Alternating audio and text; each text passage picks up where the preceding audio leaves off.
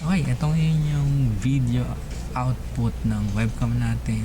Mas maganda yung light source ko, pero may part na ito, sa part na ito sa ilalim medyo madilim-dilim.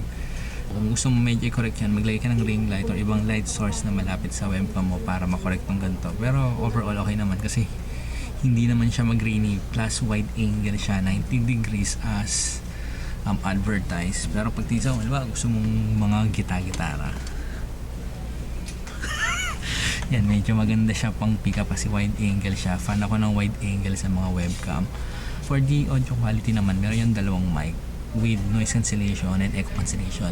Sa noise, nakaka-cancel siya ng white noise, pero pag mga nagkwekwentuhan sa background or may konting ingay, napipick up niya. So, ang comment ko sa audio output niya, medyo busy siya. Yan, wala akong ina-adjust. Ito yung raw output niya sa mic.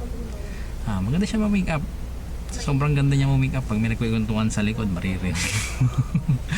Yung echo cancellation, okay naman, pero test natin sa kwarto.